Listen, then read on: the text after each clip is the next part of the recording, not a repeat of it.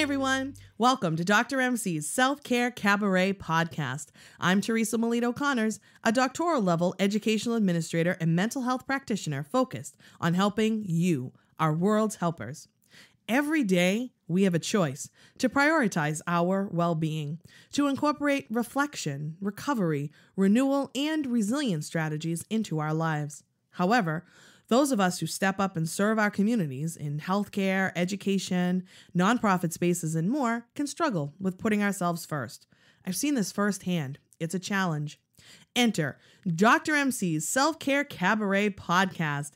Here, we have real, intimate conversations with leading experts passionate about accessible, sustainable self-care in its 10 domains. It's all about the hard work we can take on together to find our spotlight. And before we dive into today's interview, I just want to talk a little bit about movement. A lot of folks have complicated relationships with movement and exercise. They feel like it has to be a means to an end. It has to be excessive or extreme to count. And I just want to remind you that all movement counts. All movement is good. And there might be different reasons why you like to move your body. But I invite you and encourage you to think about what feels good for you for movement. For me, I know I've said this a million times, it's always about 5-minute dance parties. Just throw on your favorite song, dance for a few minutes. That counts. You only got 5 minutes. You can do movement in just a couple of moments. Or get outside. The weather's starting to warm up. If you happen to be near the area where I am in Massachusetts, in the greater Boston area, we're approaching summer. So you know, get outside, get that sunshine, go for a quick walk. It doesn't have to be epic and it doesn't have to be extreme to count. Stretching is another really good thing to do. So remember, movement should be joyful. And that's a great segue into today's guest, where we are chatting with Dr. Lisa Folden. Dr. Folden is a North Carolina licensed physical therapist, NASM certified behavior change specialist, and anti-diet health and body image coach. She also owns Healthy Fit Physical Therapy and Wellness Consultants in Charlotte, North Carolina. As a body positive women's health expert and Health at Every Size ambassador, Dr. Folden assists women seeking healthier lifestyles. Her weight neutral approach encourages intuitive eating, body acceptance, and breaking up with toxic diet culture. She is a mom of 3, published author and speaker who understands the complex needs of the modern, busy woman and mom. Therefore, her goal is to see as many people as possible living their best lives without worrying about their weight. Her work is so important. I have been following Dr. Lisa on social media, and her content resonated hard with me.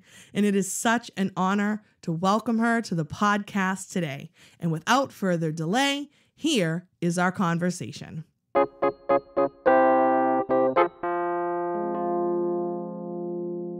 right.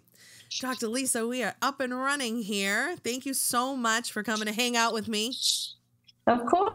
Thanks for having me. I'm glad we made it work finally. We're so busy. No, busy. And then I think, it's a great self-care lesson actually in us trying to get this recording happening. Because if I remember right, the first time we had it scheduled a month or so ago, you were just not feeling, you feel a little, maybe just not in it to win it that day. Not at all. I was not at my best, and I was going to have to fake it to get through. And so I called you, and you were so gracious and let us reschedule. So I appreciate it. Of course. That. And then the second time we rescheduled, I was sick. So it was like back and forth. And I got to be honest, I still have a little bit of a cough today. I hope that I don't cough through this interview. But so that was good. Just a great example for folks of like, sometimes you just got to say, not today. I need a break. And that's okay. Not today. Right. Absolutely. So how do you like to practice self-care? Self-care is my favorite. So a few different things. I like to keep sort of an arsenal or vault full of options because everything that you like to do doesn't always work for a particular day. So one of my favorite things is just fresh air. It could be through a window or it's standing on the porch. I am getting into my old lady, I guess, bag now because I like to watch birds, which is hilarious to Aw. me because I would laugh at people. But I really enjoy them. I also, like I like a hot bath, a shower. I like a spa day if that works in the budget at the moment. I really love to read. I'm very much into like sensory mindfulness these days. So I do a lot of like candles on the warmer just to smell them and focus in on that. All of those things kind of calm anxiety for me and bring me back to like a more peaceful place. I'm a meditator every day for the most part, which really helps. And stretching is a big part of my self-care. Like it's gotten to the point where I feel like I have to stretch every day, for sure. but still it feels good and I enjoy it. So, my main ones, I'll go for walks here and there. I really enjoy a hike when I can get to like, I'm in North Carolina, so I can get to Crowder's Mountain in South Carolina. And that's a really good way for me to self-care when I can make time for that. So those are probably the main ones. Well, I like how you described kind of having, as you said, an arsenal or like I envisioned like a tool bag or a toolbox where you got your different coping mechanisms and different things that you can rely on depending upon like what's going on. Like spa days every day, that's not real life. But not real life. Not my real life. Mine either. And I don't think any of my listeners, if it is, they're lying. So that's not real. But having that, like, even just getting outside, like everything you mentioned is simple, like simple stuff that you can do really anywhere, right? And free. It's cost accessible. Free. Yeah. And that's important. That's really, I do a talk sometimes on accessible self-care because, just like diet culture takes health and screws it to the wind, like same thing with like wellness culture. And it becomes about spending and extravagant trips, and which are beautiful things if you can afford them and it makes sense. But self-care, everybody needs to experience self-care on a daily basis. So I do like to talk to people about, accessible self-care so they know they have options every single day of their lives. You don't have to wait till the weekend. You don't have to wait till you have a lot of money or for a girl's trip. Like you can do I'm literally looking at a puzzle. I have a puzzle on my dining room table that I grabbed because I just, for whatever reason, I'm like, I want to do a puzzle again. And I play music and do it. And I just find it relaxing. And that's a very cost-effective way to self-care. So yeah, that's really important. Love it. Yeah, I always in my workshops, we're always talking about free, accessible, easy, and effective things. A lot of my audience is teachers. Like that's not a group that usually has extra funds and time and energy. So definitely, people are always like in awe at the end of the presentation because I'm always like, now all these things we talked about, how much do they cost? And they're all like, you see like the light bulb go off. It's like, oh yeah. Yeah. I love that. You started to mention a little bit into the diet stuff. So I do want to talk to you a bit about kind of your work in this arena and being anti-diet, because I am also anti-diet. So you talk a little bit kind of about that and what that means. Yeah. So, the anti-diet lifestyle is, I would say, not mainstream. No, but it's growing. And it's growing. And it's so beautiful to see. But growing up in a very, in the 80s, just very standard, everything was about, let's get physical, let's lose weight. It was fed to me as a child that working out, exercising, dieting, and getting thinner were lifelong goals because that is how you maintain good health and take care of yourself. And my father was a fitness competitor. He was a bodybuilder. He whole different lifestyle. He passed away, but at his peak, he was Mr. Michigan in 1989, lightweight division. Yes. So very successful bodybuilding career. I spent a lot of time at the Powerhouse Gym with him, and I saw these people and all these crazy things they were doing to look the way they look. So that was my norm. That was my baseline, right? And going through physical therapy school, we're taught very standard, American medical system. Right. Weight is a problem, right? Being fat is a problem. Gaining weight is wrong. So that was what I was. And so, to make the shift to anti-diet lifestyle, it came from personal experience, dealing with like trying to lose weight over and over again and realizing like something is not clicking here. Cause I'm a pretty disciplined, like hardcore type A structured person. So it's like, this is not working. Right. So finding the books, finding the research, and it all making sense and clicking. I know you PhD. So research is like everything, right? Like it has to make sense. And when I realized what I was doing was really, hurting myself and backwards and not conducive, it was like, okay, everything has to change. So I changed the way I approached fitness and health and wellness, and then the way I, approached it in the care for my patients and my clients. And so it really essentially means I have zero hope or belief in a diet. I don't believe that there is any diet that will make me lose the weight and help me keep it off forever. I know that diets fail at a rate of at least 97%. That's just the reality. And I believe that those 3%, they're probably participating in a lot of disordered activities to maintain that weight loss anyway. And I don't want to live there anymore. And I want as many people who are open and willing to not live there anymore. I know it's hard, right? Because when I made that shift, it was a loss of identity because that was a part of who I was. I was the little militant fitness girl telling you to eat a salad and let's go for a run, and changing that in some ways changed my personality. So that was kind of a shift, kind of figuring out who I am outside of diet and, wellness culture and fitness and all this stuff. So, but it just means, letting go of that idea that diets are the way, that they are actually healthy or good or beneficial in any way, because really the opposite is true. So, and diets are not self-care. You're not honoring your body. You're not honoring yourself not at all. It's terrible. And I mean, I'm in recovery for multiple eating disorders. I kind of let things get pretty out of control at one point, because I feared fatness. I feared loss of a thin body. And there was there was a time period especially in the beginning of the healing journey where my body fought back really hard and I gained weight really quickly. And it felt like my body was failing me. And it felt like I was mourning the loss of being in a thin body. Like it was very real. Right. And it took a long time for me to be like, no, wait a minute. I'm still cute. I can still do things. I'm still worthy. I'm still valued, everything. And like getting to that point, because I just didn't feel good. Didn't even feel like my body, as my body was really trying to save my life in, gaining the weight to heal. It was just it's so just deeply rooted in everything.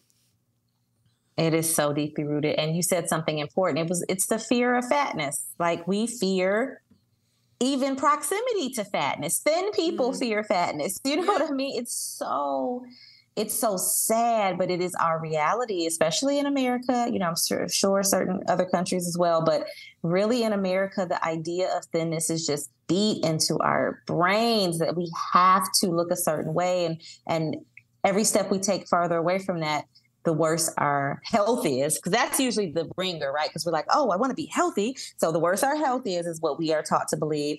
And then the worse our place in life, like we're less valuable. We can't do the same things. People are going to look at us differently. And there's a lot of self-work to get through that. I still go through it. I coach people through it, and it's hard. It is really hard to leave that place, so kudos to you on your recovery. I know it's not easy. Well, You're welcome. Don't understand that health is so much more complicated than your weight. So that actually leads me a little bit into my next question, because in your work, I think it's so cool that you bring in aspects of joyful movement and anti-diet and really meeting clients where they're at and a health at every size perspective. Can you talk a little bit about that? Yeah. So it's really important to me in my practice to honor and respect people's journeys and people's bodies and, who they are as people. And so it's really important to be weight inclusive. And so, health at every size as sort of defined by ASDA, the Association for Size, Diversity, and Health. They kind of break it down to different categories. And it really is about respecting the client, respecting the patient, the person you're working with, their needs, their wants, their wishes, their journey.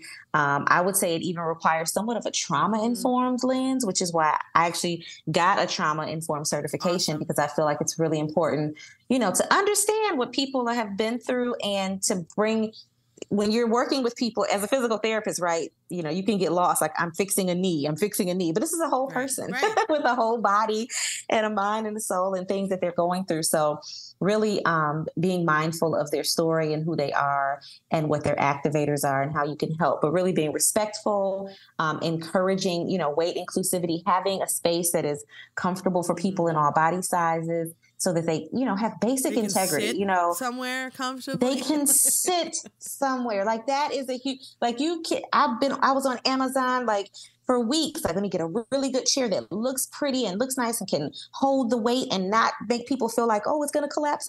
Like, there's nothing more frustrating than going into a space where they're supposed to care about you and there's nowhere you can sit. Yeah. Like, that's awful. So and most doctors' really important to me. Don't have armless chairs. Like, problem solved. Armless chairs. Like, that's at least armless just a start. Chairs.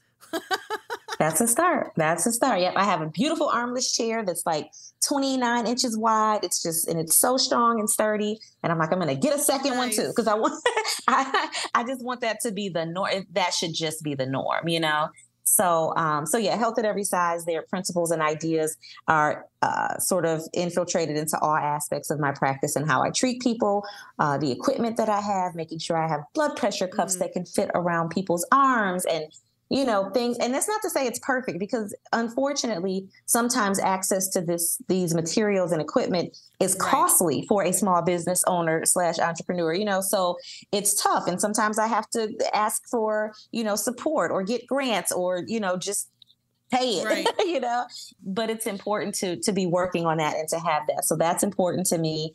And then just encouraging people, the biggest pushback that I've gotten since I made the transition to like a health at every size anti-diet stance is that people are like, oh, you're promoting obesity and people should be healthy and all, all the naysayers and the craziness. Yeah. And those are people who are completely not educated on the topic, but it's really important to point out, because if you hear the term, you may not understand.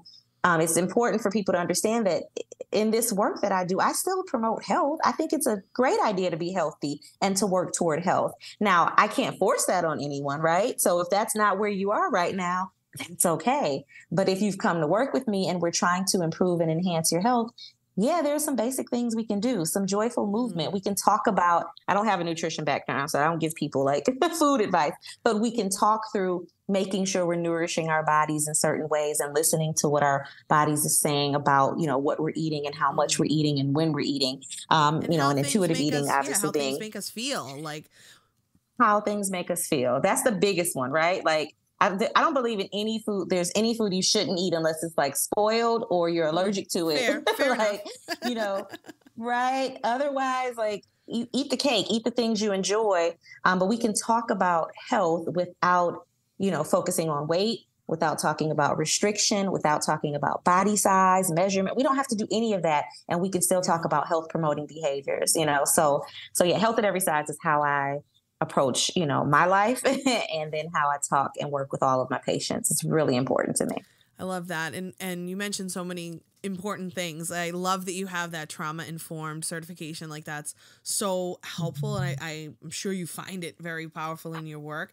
Like, you gave the example of like touching the knee. Well, you don't know, like, somebody who doesn't have that trauma-informed perspective may just like, I don't know, just kind of grab the knee or whatever and start doing whatever. Where someone with the trauma informed may be like, hey, do you mind? I'm going to put my hand here on your knee. Is that comfortable for you? Is it okay? Or like, 100%. When I do my breathing exercises and teach people, I always say, I invite you, if it's comfortable, to place a hand on your chest. If that doesn't feel good, you can put your hand on your lap. Like, do what feels good. Close your eyes. You don't have to close your eyes. You can lower your gaze. Like, it's always an invitation to do something, not a mandate. So I can imagine in your work, just making sure people are comfortable with the physical touch instead of just like assuming that they would be. That's awesome. Right. And it's different than my background, right? Because I used to be like a fitness instructor and it's like, do this way, Right. Do it now. Like, girl, do it now. So it's actually a very cool transition to see how much I've changed in my approach with physical therapy, with fitness. And it's slower, right? In many ways, it's much slower. I spend like now I seen a client right before we got on. and we're virtual. And I laugh because I'm like, oh, we spent 20 minutes talking. But it was talking about pertinent information. I was trying to ascertain how the movements were feeling to her, not just physically, but emotionally. Was it bringing anything up? Was it problematic in any way? You know, like, was it activating, you know, and like, I need to know these things because I know that if I give you this generic list of exercises and tell you to do them every day, 10, 15 reps a day, and tell me how you felt next week, if there's something in there that is activating or triggering you or causing a negative response, you're not going to want to do it. You're going to feel uncomfortable. And then, you know, because I'm the authority, the therapist, they come back like, I only did my exercises once. And it's like, don't put your head down. That's okay. You got through once. Great. Let's stick with once. Maybe we'll get to 2. Like, whatever the case, it slows down. Whereas in the past, I'm like, all right, let's go. We're going to get to this goal and then that goal. But it really helps me meet them where they're at and help them progress along, you know, a comfortable path for themselves and not me and my outcomes and my hopes. Well, I bet the results are far more powerful and more transformative for long-term success. I think that would just be my guess. I agree. if I had to bet. Yeah, I think so. Did you hear the news about our exciting new offering from the Self-Care Cabaret? We're calling it Talkback. If you're familiar with the theater space, you may have participated in a talkback before. After a performance, the cast and crew will come back on stage to chat with the audience and answer questions. Think of it as a casual guided discussion. Inspired by this and by popular interest, we've come up with a talkback for the Self-Care Cabaret podcast. Groups will listen to a podcast episode or 2 of their choosing, then I'll come and lead your discussion either in person or virtually of those episodes, expanding on the big ideas. It's a great option for groups looking for short, impactful professional development, or smaller teams looking to get an introduction to self-care and well-being. We have done a few of these so far, and let me say, they have been so much fun. So if you're interested in bringing a talkback to your group or organization, email podcast@drmcselfcare.com. And now, on with the show. So you mentioned a little bit about joyful movement. I just want to, before I forget this, I love all your Instagram content, but specifically when you do your little modification, like so what Dr. Lisa will do is she'll find like somebody's video, like some hardcore like exercise thing that like most people would scroll through and be like, pass, like I can't do that in my Cirque du Soleil, like I can't do that. But what you do is you'll remix them with modifications, and I just think that's really cool. I've been dancing since I was 3. I can modify movement very easily, so it doesn't, to me, it's something that I can just do naturally because I've been like, I know how to mark things, I know how to like just modify things, but I know people don't inherently know to do that. So I love like your little videos just highlighting that. I think are really great and just awesome because you're helping to make movement more accessible. Yes, thank you. And I love that. I mean, I enjoy doing it. It ends up being, you know, after you do 2 or 3 takes, I'm like, okay, exactly. Well, that's right. You don't have to do, and this is what we're going to get into joyful movement next. It doesn't have to be like this extreme, excessive thing. All movement counts, and it should be fun. All movement So you want to talk a little bit about joyful movement and why exercise is so much more than just what people think it's a way to burn calories, which we know it's not. That part, exactly. Yeah. And that's how I used to live my life. It was like, oh, I ate this, I need to burn this. And really it's a miserable way to live that way. So absolutely. It's like, geez, nothing is fun. Everything is a checkbox, you know, that you have to get done. And then you feel like crap when you don't. So joyful movement for me is everything. And I understand for some people, I've heard this rebuttal that, you know, some people don't find joy in a lot of exercise. And I can understand that, especially when we have like these sort of traumatic pasts, you know, as it relates to movement. But I believe that you can find joy in something. So with my clients, I always start them here, like no exercise, like cut out the gym, cut out your beach body, your whatever you're doing, just stop it for a moment and let's think. What are activities you actually enjoy that just happen to require movement? And that could be in sitting and standing, whatever, but just, it can be gardening, it can be cleaning, it can be playing a sport. I like people to start there, because when we start with the joy, we can build upon the movement from there. Or maybe it's just one activity for the next month. I don't care. But finding the things that you actually enjoy. When you enjoy something, you are more likely to stick to it. Yes, a lot of us have discipline, right? We can just power through. I'm going to the gym. I hate it here, but I'm going to do it. But when when it has a negative impact on your mental or emotional health, I don't see it as inherently healthy. So if you hate the gym, if you feel weird in the gym, if you don't like the class that you're going to, if you have that boot camp instructor in your ear and they make you want to punch them, or if, or they're belittling you in some way, don't do that. You don't have to exercise like that. Exercise doesn't have to be long, doesn't have to be hard, doesn't have to be 62 steps. It doesn't have to be that challenging. I actually subscribe to the Peloton app. I don't even own a Peloton, but I subscribe to their app for exercise because they have 5 and 10 minute and 15-minute workouts. Cool. And that's where I'm at right now. I'm like, you can literally scroll based on length. I'm like, 10 minutes. That's all I got today. Hey, that's awesome. And you do it. And so that has been the most freeing part of the journey for me, as far as movement goes, is not feeling like I had to do a specific program, that it had to be 30 minutes or more, that it had to be consecutive days with no breaks, like giving myself the freedom to say, oh, my body doesn't feel it today. I don't want it today, so I'm not going to do it. Or, I am feeling mentally overloaded and stressed. I need to meditate and pray or go talk to my therapist. The workout's not getting done right. And that's okay. And then that's okay. That freedom and that permission is what everyone needs. So joyful movement is huge because it takes the angst out of this workout, mentality, and it makes it simple. And then also what I have a lot of my clients do is, think about activities. If you can't come up with specific things that just bring you joy, well, do you find joy hanging with your kids or with your girlfriends? Then why not go for a walk with them or go for a hike with them? Do something physical with people that you love and enjoy and like to be around, because then you're getting in the benefit of movement, but you're coupling it with an activity that you really, really enjoy, So we can be creative. I can do this all day. Like you said, I can modify all day. I can give you other options. We can build upon that, but it has to work for you. And meeting people where they are to help them experience and find that joy it takes a little work, but I love it because when they get it, it's like that light bulb, right? Like, oh, I can do that. So. No, I love that. And I love that you also mentioned it can be seated or standing. That's important. I think people feel like if they're not at the gym, and one of the things I always say is listen, you don't like strapping yourself to a treadmill for 45 minutes at a time at the gym. Don't.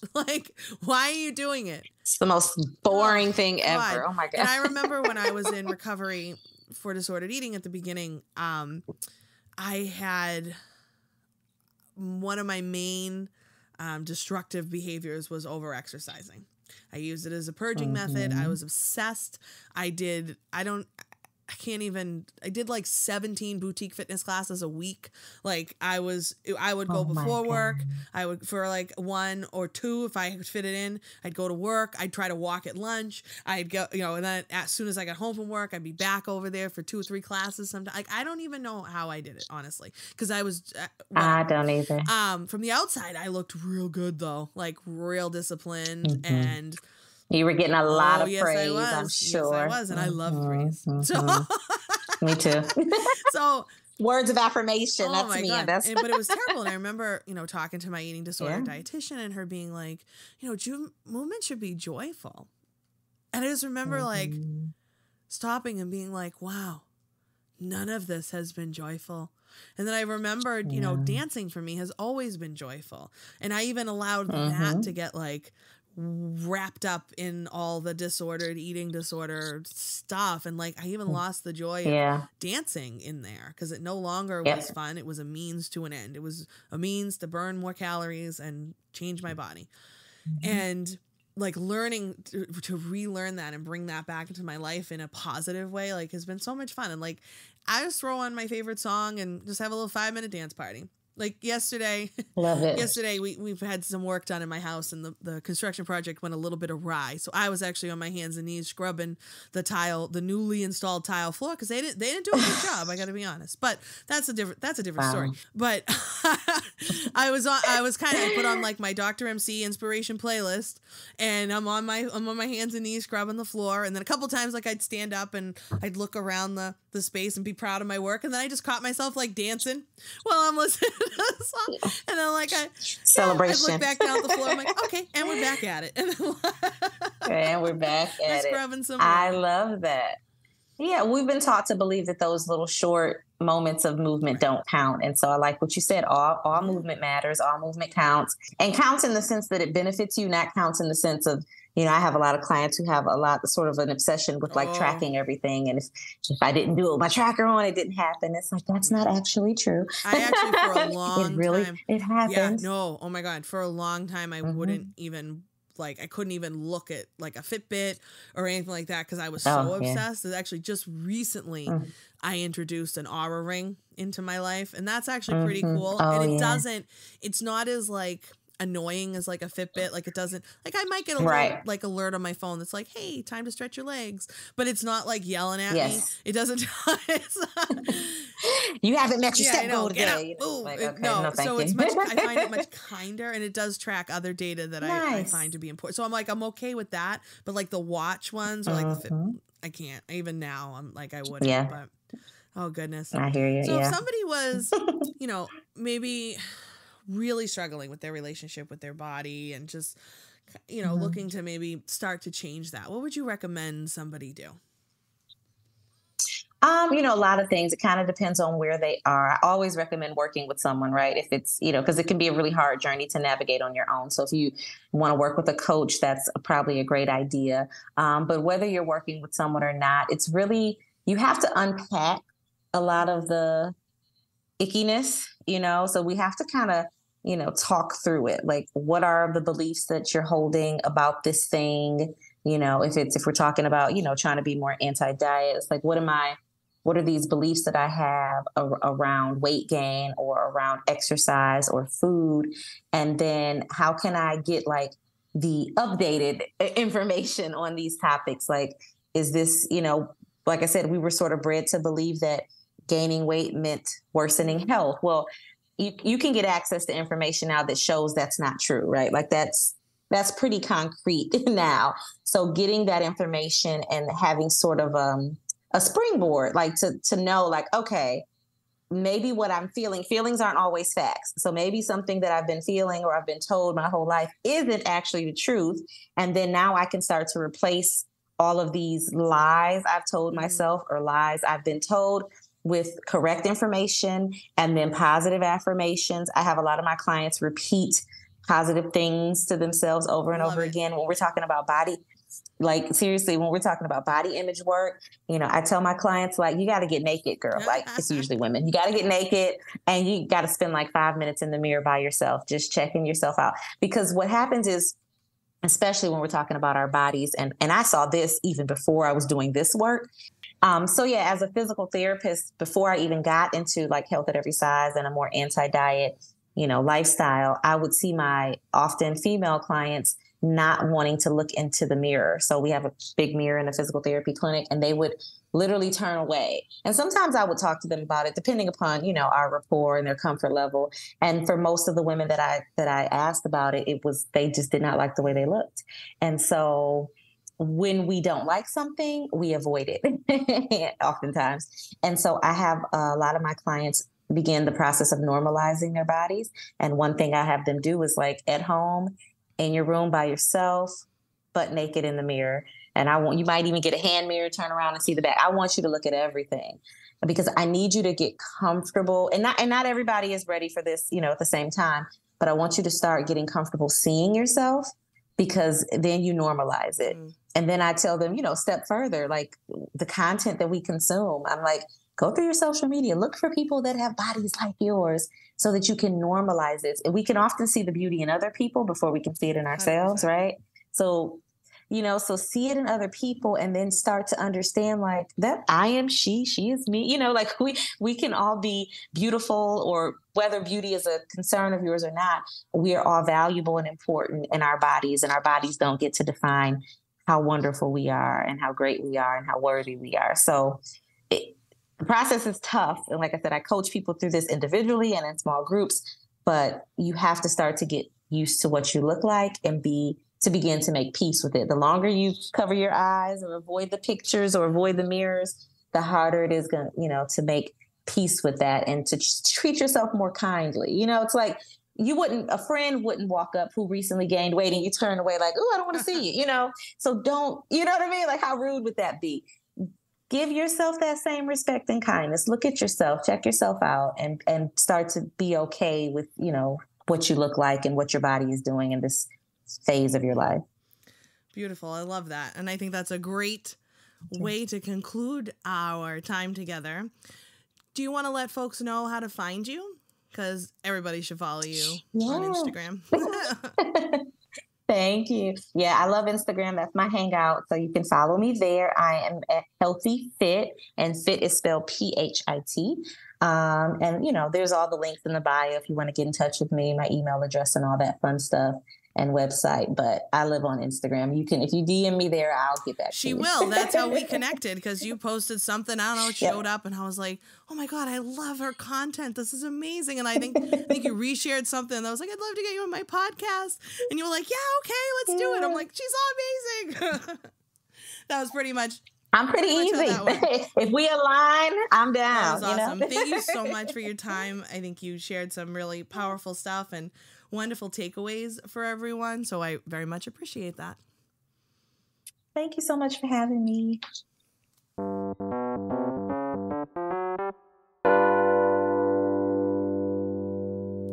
I love how Dr. Lisa described the different tools and such that are part of her toolkit of self-care and her self-care routine, different things that you can access. And yes, to just accessible self-care in general. That's definitely what we're all about here at the Self-Care Cabaret, as you likely have figured out already. And Dr. Lisa and I are just definitely aligned in how we want to promote self-care. And I love how she weaves her skills and passions into her work. I love it. We need more Dr. Lisas in the world. And if you want to work on your relationship with your body, remember what Dr. Lisa said. You got to get naked. And with that, thanks so much for listening. I hope you're feeling more energized and empowered. And if you like what you heard here today, subscribe and leave a review for this podcast on your preferred platform. Follow along on Facebook and Instagram at Dr. MC Self-Care and Dr. MC Self-Care Cabaret on LinkedIn. You can also visit my website, drmcselfcare.com, for the latest updates and to sign up for the Cast Party, my e-newsletter. And if you're interested in having me present to an audience near you, email info@drmcselfcare.com. Thanks again, stay well, and do good.